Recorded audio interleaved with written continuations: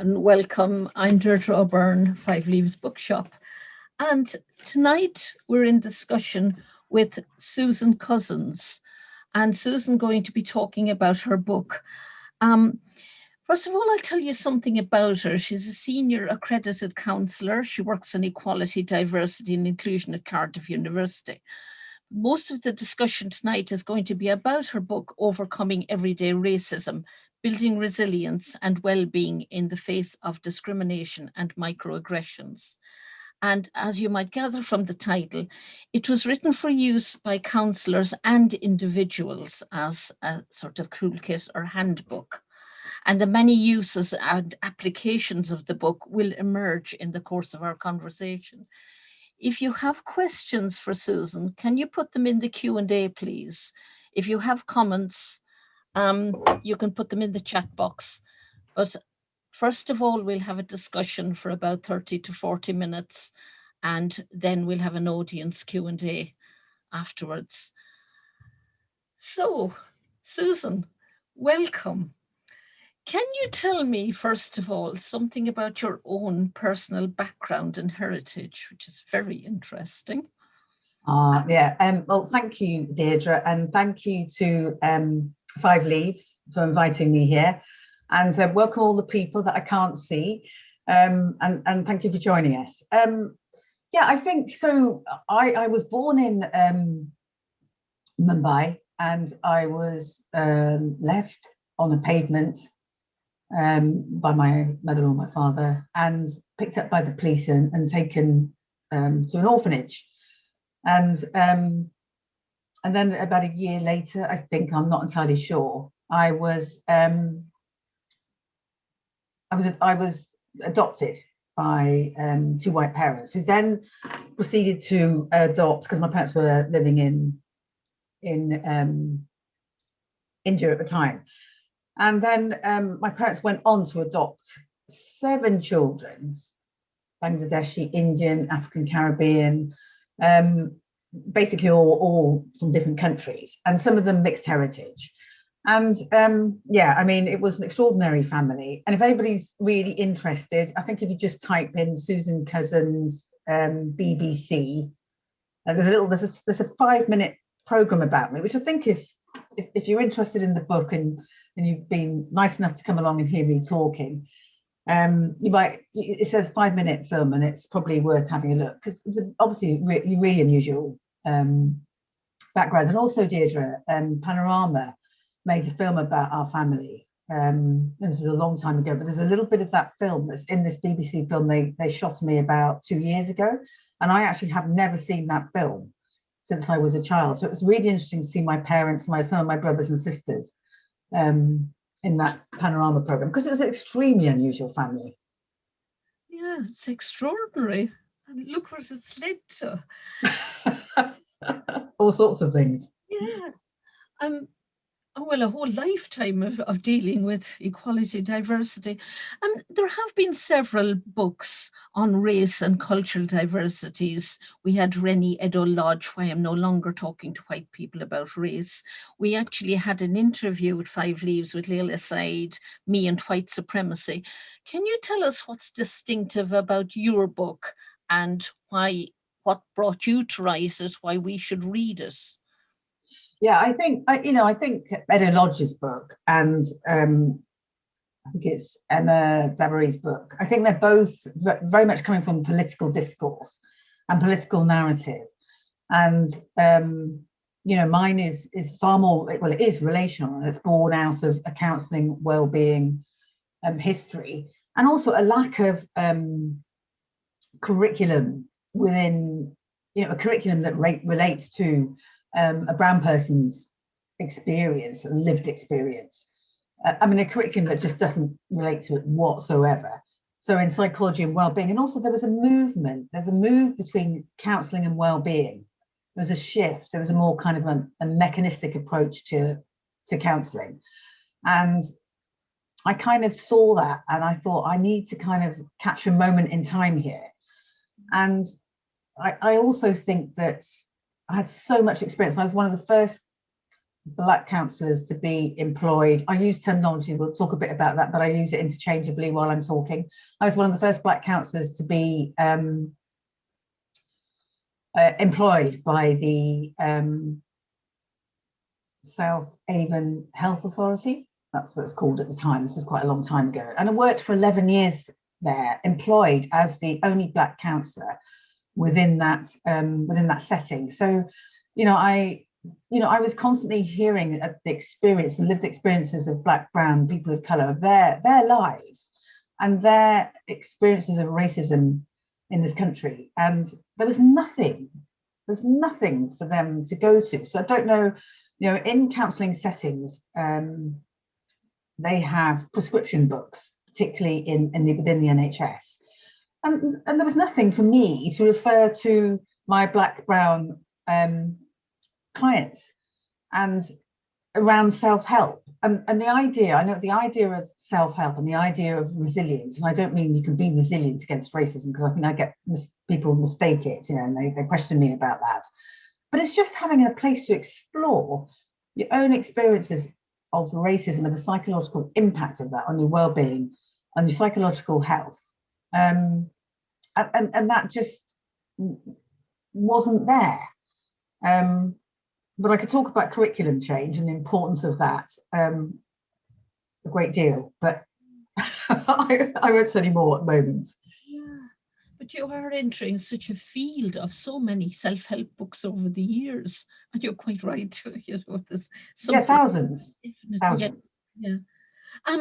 You brought up language. You talk in the book about terms such as BAME and using the term Black politically and mixed race. Can you talk about some of the pros and cons of the terminology? Yeah, I think like most writers, we're being forced into using certain terminology. I think, since I wrote this book 2019, we've moved away from the term Black, Asian and minority ethnic. And we're certainly moved away from the term BAME, as saying it as BAME. We're moving into saying Black, Asian, minority, ethnic. And I think that before that it was BME. And then, I think this is very generational, and it's shifting. People want to be able to define themselves and define their own identity. So, for example, somebody like me, who's getting on, who comes from a generation brought up in the 70s. 70s, 80s, the term person of colour is something that is actually very difficult for me. I mean, I've taken it on board now, because the term coloured is so offensive to somebody like me and for my generation that I couldn't use the term person of colour. And now I use it. And interestingly, I was in a conversation with somebody I was mentoring in the last year, a student I was mentoring at Cardiff University, and she was described herself as of Indian origin, but she talked about herself being brown, and I thought, well, this is really interesting. So, and I now call myself brown because of this conversation with her. And I think well, so what's happening? I think sort of quite politically, I think people are feeling excluded by certain identities that are arising, and when people feel excluded from an identity, they're creating another identity, or an identity that feels unique to them and that feels like talks to their experience. So I think that there is an awful lot going on around identity and categorization and terminology that is actually quite different amongst different generations. And also it's politically motivated. I mean, the term BAME, which I don't like, if you're working in a university setting, what does that mean to an international student, for example,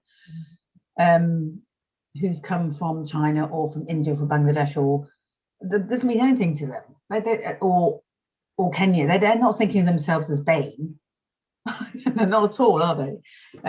So it's extremely problematic terminology, but it's shifting and changing all the time, and we're in a moment of political activity given Black Lives Matter, But also, I don't think everybody, I'm going to say something quite controversial here, not everybody feels comfortable with BLM. And I'm not saying they should or they shouldn't, I'm just saying that people don't. And I think that's what's happening. I think people are finding their own voice in their own identity. And what's problematic about that is that there's kind of like the idea that there needs to be some kind of solidarity and allegiance with each other. Now, having been around for a very long time, that isn't necessarily the case. So, you know, I think there, and we might be coming on to this, Deirdre, is that, so for example, in the feminist movement in the sort of 70s and 80s, the radical feminist movement, I didn't find a place there. I didn't find a space there. I didn't find a space in white feminism to have a voice because, in my view, white feminism didn't understand racism. They understood what it means to be a woman, and I remember writing articles, just angry articles to spare it. And then there was, you know, there was a sense that the left, the political left, also didn't understand racism.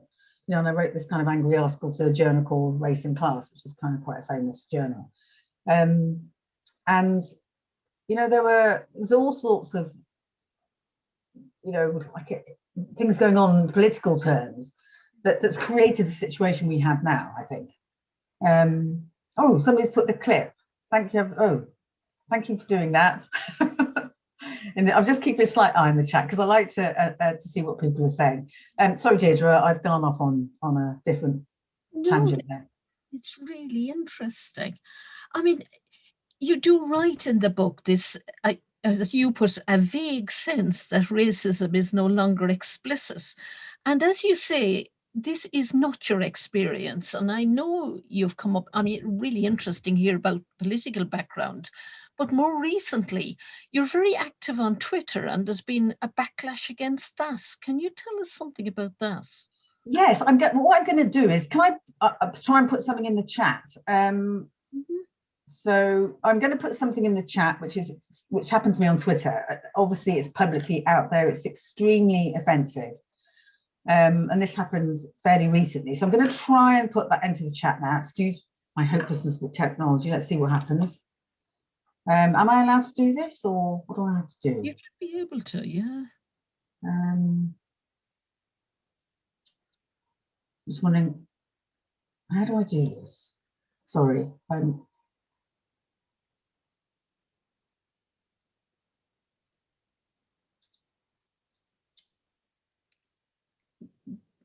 just trying to find out how I do this.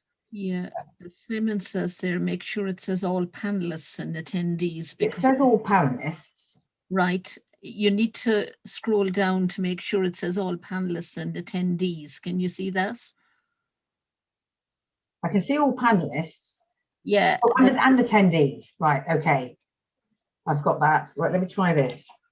It's not working. Well, Simon can add it later if you want.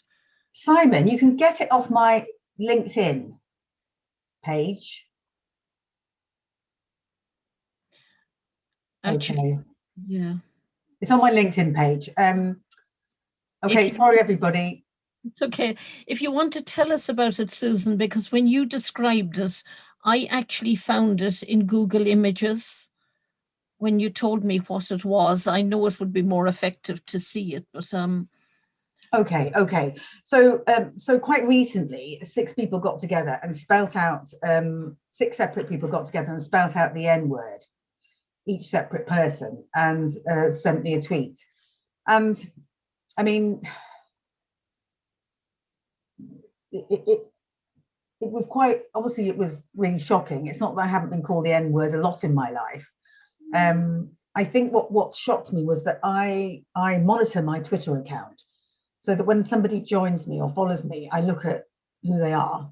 And then if I think they're slightly suspect, because sometimes I get people joining me who are dressed in army uniforms or pointing guns at me or something, and I obviously block them. And I was very busy and I stopped monitoring my account. I stopped blocking people. And actually, since then, I haven't gone back to blocking people. anyway, so I mean, the positive thing about that experience was that I didn't really feel alone, because so many people supported me. So many people got on Twitter and so many people reported it. And so that made a huge difference. The whole thing took up my whole weekend. And I did actually report it to the police. And you know, what was really hurtful for me and difficult for me was that I haven't had anybody in my home for, I don't know, 13 months. And the only people that came into my home were 2 policemen. So I had to, you know, I had to invite the police people into my house, open all the windows, and we all wore masks and everything. And I felt quite safe, but I was so upset. But I hadn't even seen my own granddaughters, I hadn't seen my own children for 14 months. And yet I had to invite the police into my home to report this incident. Now, you know, I've gone from someone who's not been able to trust the police in my lifetime to somebody who's reported serious hate crime 3 times. And this was the 3rd time that I reported it. And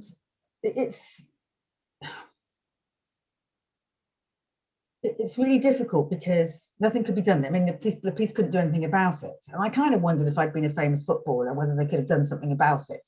Whether they could actually find those accounts. I mean, the accounts were blocked. All the accounts were blocked by Twitter, which is good, and that's something.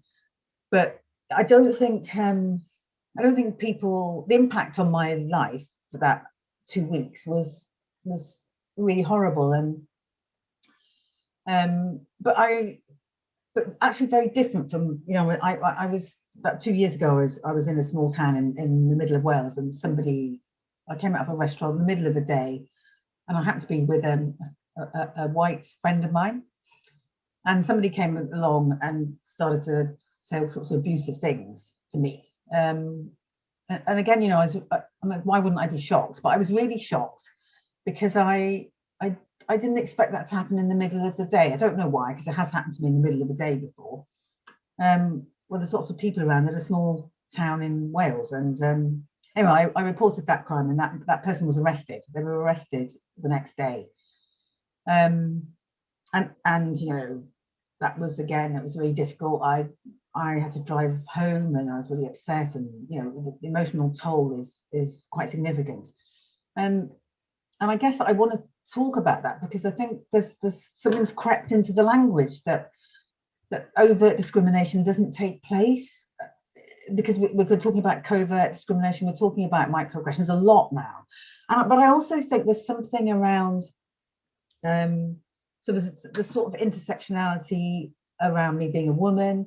There's the fact that I always appear much lighter in shade on Zoom. I'm actually darker than I appear because I'm a Southern Indian, and I often get confused. People don't know where I come from. Indian people know where I come from, but a lot of people, I get confused for African Caribbean because my hair's curly. I get confused with being South American. I don't know why that is. I get confused with being all sorts of things, and or coming from all sorts of backgrounds. So I think that when people don't understand where somebody comes from, they feel that as far more of a threat. So when there's more of a difference, I think that equals more of a threat to people who are racist and who feel threatened.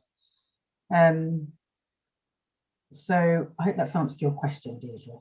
Yeah, I mean, you have microaggressions. I mean, that's a really serious, and you've obviously got the really serious racist incidents there online and in life. In your book, you talk about microaggressions. Can you explain, some examples of microaggressions for people, and some of the strategies you suggest of how to deal with them? I think one of the most difficult things about microaggressions is how to do anything about them. You know, because they literally they're invisible, they're subtle, they're covert, they're deliberately delivered in that way in order to protect the person who's delivering them. But on the other hand, you know, I mean, I tend not to talk about unconscious or conscious bias because I don't really believe that that's made much of a change.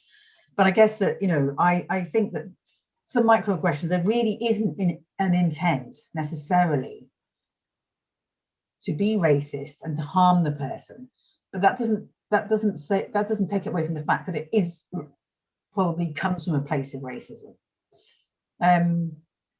So I mean, like, examples are people making comments about your hair. So I mean, I'd say about 2 or 3 years ago in a workplace environment, people would make the most extraordinary comments about my hair. Can I touch your hair? Why is it that curly? Have you ever straightened it?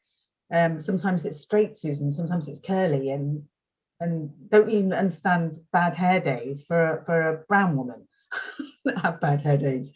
But they just express themselves in different ways, and those kind of constant comments about hair. Now, there's one comment that's made about your hair from people in an office, but when you get 10 comments in a day about your hair, then that builds up into something that is a collective form of microaggressions. And microaggressions refer to the relational aspect of a mechanism for delivery of racism. It doesn't mean necessarily small, but it's that relational aspect of it. So I guess that it's hard, isn't it? Because, you know, there are things like, somebody's put there about 1,000 paper cuts. Yes, and that's really good. Thank you, Carmen. And it is that delivery. And if you end up with 1,000 paper cuts on your hand or on your arm, you're not actually going to be able to function. But then there's also this kind of feeling of being gaslighted, or feeling that, did it really happen? Or did somebody really talk about my hair 10 times today? Or, you know, has somebody actually asked to touch my hair? When I was a child, and I feel deeply ashamed for doing this, but children used to ask me to cut myself to find out what kind of blood, if my blood was the same color. Now, the fact is that I kind of have more forgiveness for children, obviously, asking those questions, and it's kind of that more kind of visceral, not understanding of the color of somebody's skin.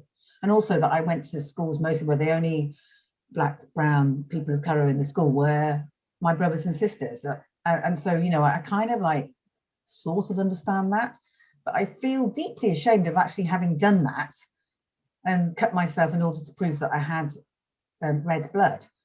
And there's something about, you know, there's that othering all the time, isn't there? That expression othering, which is constantly making comments, and that you know, the psychological damage of these microaggressions on the lives of Black, brown, people of color.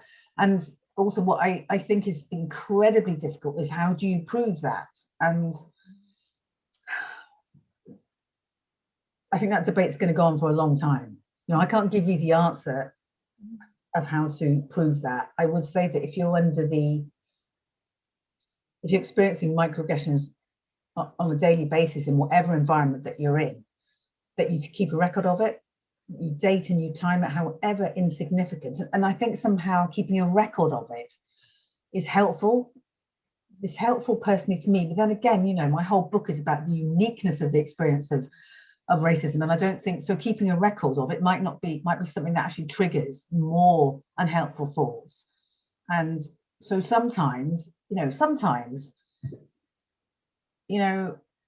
like, so for example, I was coming out of Boots recently, and this isn't a microaggression, but the alarms went off.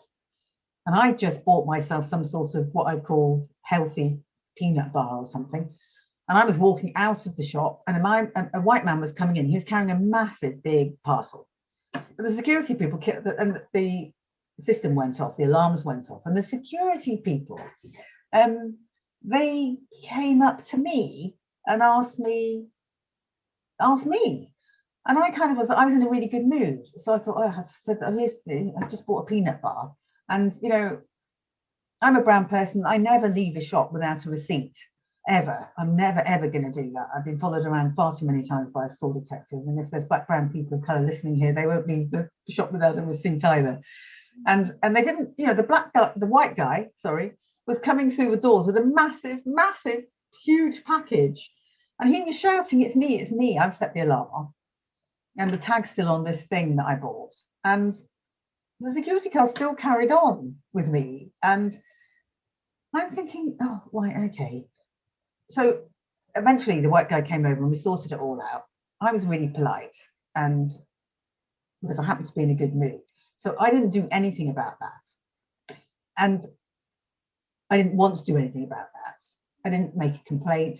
There's, you know, many, many times I've made complaints to the managers in stores for security guards following me around or for apprehending me when I'm leaving a shop.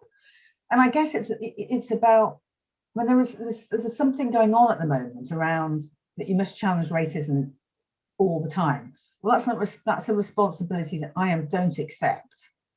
I will not accept. And it doesn't mean that I'm going along with the system, because I don't accept that I have to respond and react to every single act of racism or microaggressions that comes my way. Well, for a start, I'd be too busy. And also, if you think about when that thing happened to me on Twitter, 5 or 6 weeks later, something else happened to me on Twitter. Now, the other thing is that I could have walked out in the street and something happened to me in the street. So I'm not only dealing with the horrible thing that happened to me on Twitter, and I've got the police involved, but something else might be happening to me. So, you know, I don't think we're in a position where we can respond to everything. So in answer to your question, my way is to record everything. My way is to also think of softer challenges, harder challenges, and challenges that are around education and raising awareness in the other person. And I think that you have to build an arsenal of choices of what you want to do and be able to switch from those choices. You know, not just stick to one, because why should you? Why should you be hemmed into a choice that you made 2 years ago, when actually you're in a very different situation? Whatever psychological circumstances you're in will influence the choices that you make. And you can, you know, I could have walked away from many situations, and I have walked away from many situations. Reporting hate crime is a really, really difficult thing to do. And I'm confident about doing that. Saying goodbye to Ken. I'm confident about doing that. But that's confidence is born out of reporting hate crimes to the police several times. You know, it doesn't just come naturally or easily. It's a very, very difficult thing to do. Yes, and it's very interesting in the book that you give lots of case studies and examples and strategies of, you know, making sure you're safe. And it is, as you say, you know, you can't always speak up all the time. You might be in circumstances where that's not safe. I know you used to be more visibly active out on the streets in political movements like marching and demonstrations, and you now say your activism has moved into, for instance, writing articles and in your work. Can you tell us more about that change of focus? Yes, I think that I got rather disillusioned for several reasons, I think, around, you know, some left-wing politics that I was involved with when I was younger, and also around feminism. So, for example, I was quite involved in Greenham Common, and used to go on demonstrations and down there and stuff like that.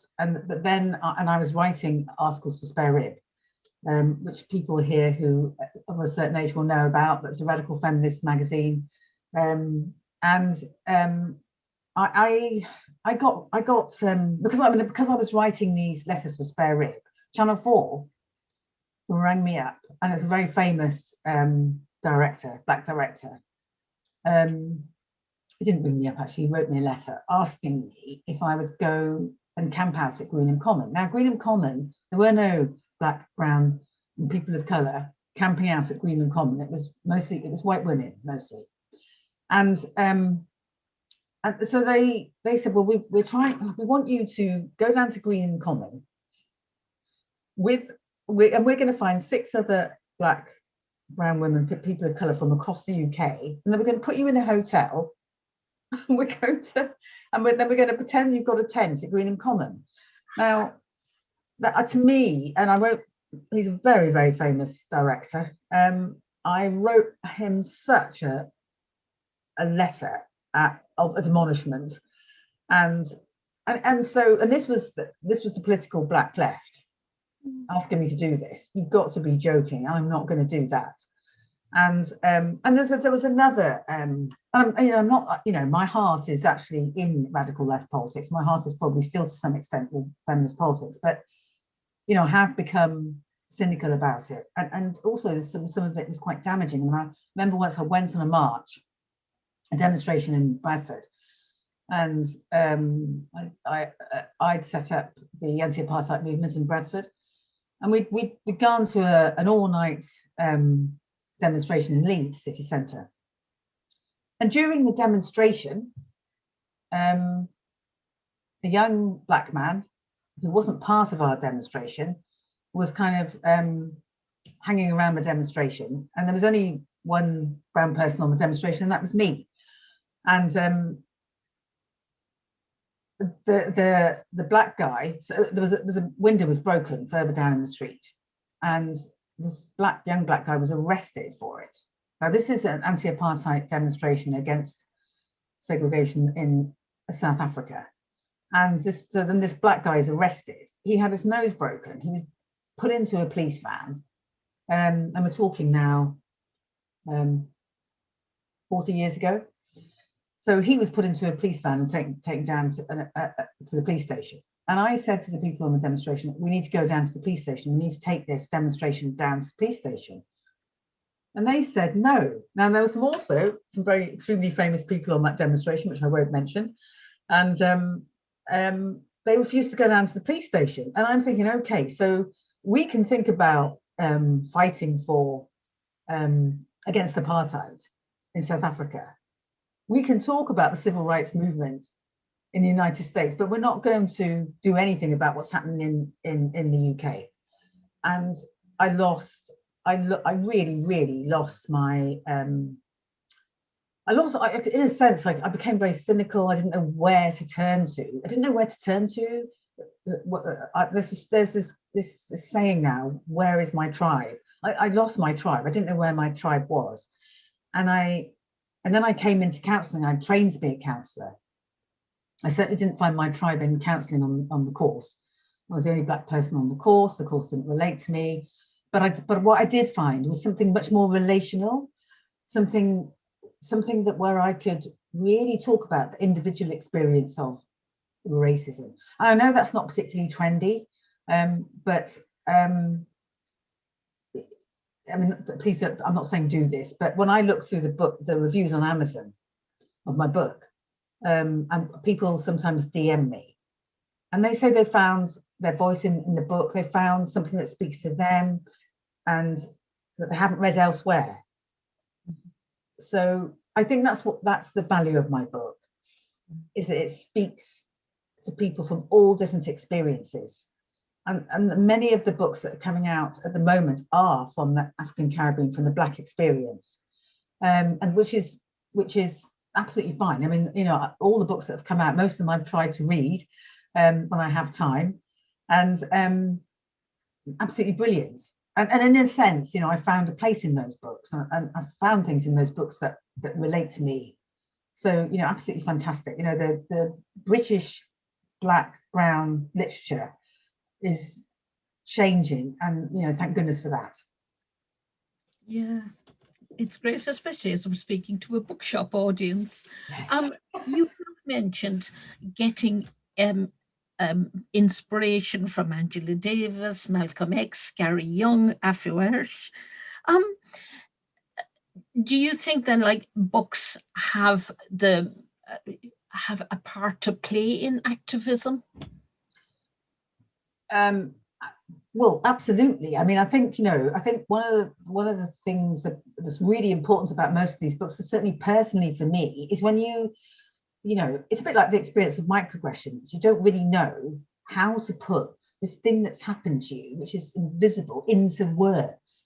But then when you read Edo Lodge's book and you see, well, basically, she writes a lot about feminism, she writes a lot about race and class and arguments, kind of similar arguments to me, but you see that written down, you think, and you have these light bulb moments all the time, because we spent our lives not having our lived experience written down. And I think that John Amici said something about racism being, there's an accusation that racism is being over-rotated. People are talking about racism too much. And because there's capitalism at work here, and I'm using old-fashioned language now around left-wing politics, but capitalism has a way of co-modifying even Black Lives Matter, even the way books are selling. And I know that, we know that. I know it too. And I think that regardless of that, and regardless of the way the media is promoting certain things and not others, it's absolutely fascinating. When you see your thoughts and your feelings and your sense of race in your own life, you see that written down, that's such a healing process. And for me, now I've been counselling for 20 years, so that's fundamental to me. It's fundamental to who I am now. Except I actually don't do counselling anymore, which is a funny thing to say, but it's still where I come from. Yeah. Well, I think your book in itself does counselling. I think it is. It certainly is a tool for healing, I think. You talk about prejudice language and how language can be very loaded. And this is my last question before we go to the Q&A. So please do put your Q&A questions in. I had so many other questions, but you have answered such a range of them in what you've already said. But for instance, you talk about a certain group of people are described as living in a ghetto, and different, the kind of loadedness of everyday language, if loadedness is a word. Can you say a little bit more about that? Well, I think language has been loaded for a very long time, and I think probably has its roots in Christianity and obviously its roots in slavery and imperialism, colonialism. But I think that the idea of white and pure and everything, there's been talks about such a lot, but actually it's this is being recorded, so it's quite difficult for me to say some of these words, and I don't really want to say them, but it's like the tarnishedness of blackness and brownness and of color. It's been tarnished by history. It's been tarnished by partial histories. We don't even have our own history written down, and also it's again, it kind of even in very subtle ways, like the use of the word they or them. So you'll have people talking about groups of people as they and them. Now, of course, you can use the plural terminology. You can say there's a group of people over there. They are playing, I don't know, football, or they're playing netball. But when that they or them changes tone, those Chinese people, those Indians, they do this, they do that. And then you're getting into generalizations and stereotypes. So there's all the kind of subtle ways that language can be used. And yeah, I'm not a linguist. And I guess if I had another life and more time, I that's something that's really fascinating. Yeah, I think I've finished there, really, did I? Yeah, I was very struck how you said if a group of white people live in the same area, it's called the suburbs. Yeah, absolutely. group of, immigrants, people of color, or, whoever is us and them. There's ghettos and the suburbs. It's so interesting to think Yeah, about. and also all the terminology around immigration and the fact that white people don't do immigration, do they? White people just go and live in a nice chateau in whatever they're called in France, or they're living in southern Spain. They're not immigrants. White people are never defined as immigrants. And there's all sorts of stuff around that. And, it's not white people are expats. That's it. Great. Thank you, Carmen. I love it when people help me out in the chat, because it's really helpful for me. So, yeah, I mean, I think the whole book could be written about that. Well, he has actually, but Well, thank you very much, Susan. And I really do urge you, if you haven't got the book already, do read it. It's wonderful. Let's see what the audience have to say. Carmen says, thank you very much, Susan, for writing the book. It has absolutely changed so many ways I look at my life and experience as a working class queer woman of color. Could you talk a bit about anything you left out of the book? Wow. Wow. Yes. I mean, I left out intersectionality and where race intersects with queerness. I'm using that word. Was that Carmen who said that? Yes. Yeah, I'm using that word because that's how you identified yourself. And I guess that, yeah, I've missed out intersectionality. And the reason I've done that, and it's like, where does race intersect with things like age and everything else, and disability and being gay? I haven't even touched on that. And I suppose I don't feel confident enough to write that kind of book. I don't know enough about it. But if I had more time, I could read loads of books and be really sure about what I wanted to say. And I do have a lot to say about intersectionality. I think I'll be writing that book. So that's a brilliant question. I think I've left loads of other things out. But that's the biggest thing. And I think it's got a race focus. It's focused on race. And that's probably a failing of it. But, it's like, what would have been so big. But I'm really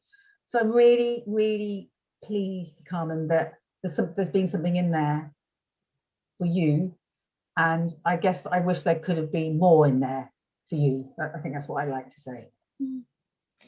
You've had such an interesting life, Susan. Have you ever thought about writing a memoir? Yeah, so I'm going to say some sad things now. I'm going to say some things that are sad and difficult. I realize there's another question. So when you get brought up in a family like mine, which is essentially, a family of children brought up in care, and coming from, when I came over to this country, I was malnutritioned. I was suffering from all sorts of diseases. I was taken to the tropical medicine hospital. I was, I was at death's door. And I had brothers and sisters who were found, I have a brother who's found in a dustbin. And so, we had a really difficult childhood, a really tough life. And,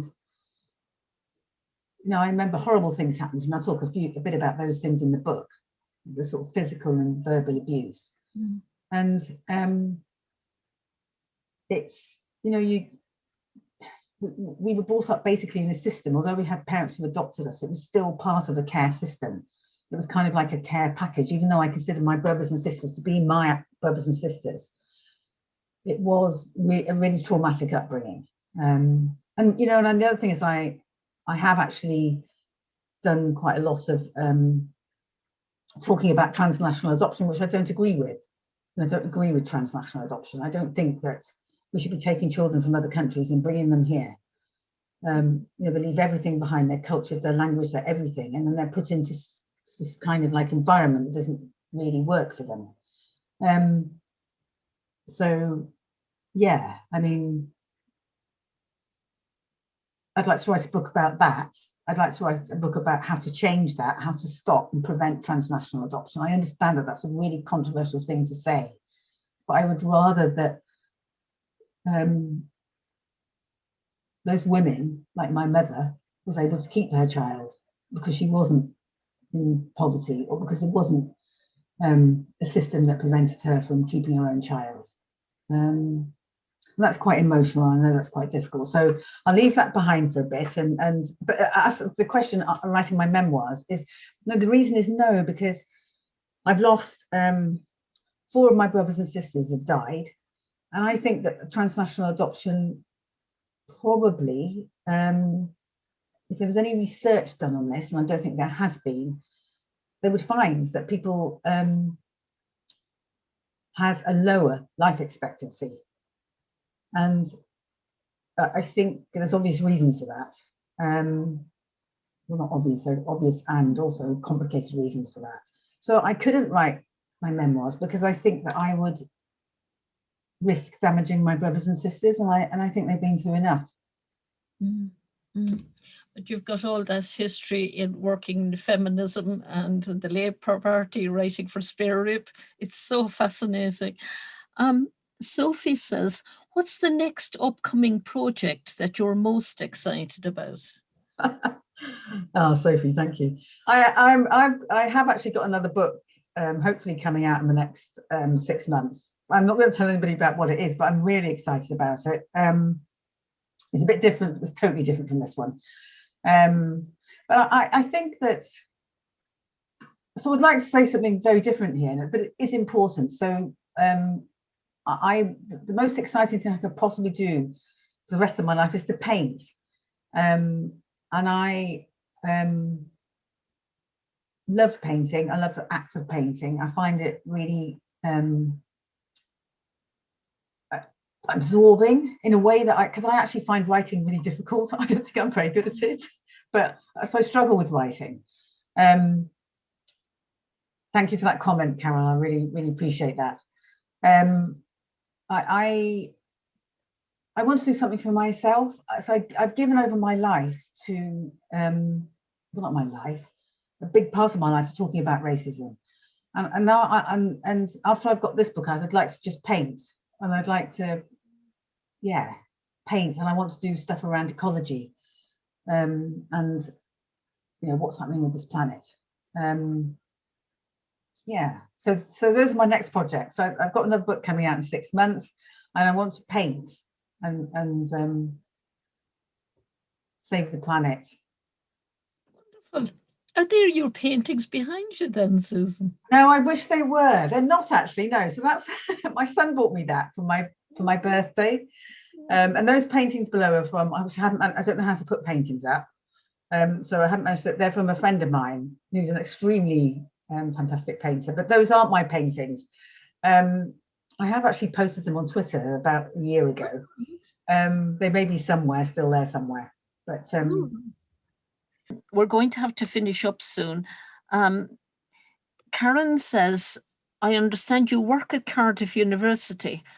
How do you get people in university management take seriously, with money and time, the psychological impact of racism on staff? Right. So these are big questions, aren't they? So the psychological impact. Well, I don't work in counselling in Cardiff University. I was a counsellor there for 10, 11 years. I now work in something called compliance at Cardiff University. So I think the most important thing that I do at Cardiff University is ensure that staff have places and spaces, and I don't use the term safe spaces because I don't think anywhere is a safe space. They're learning spaces.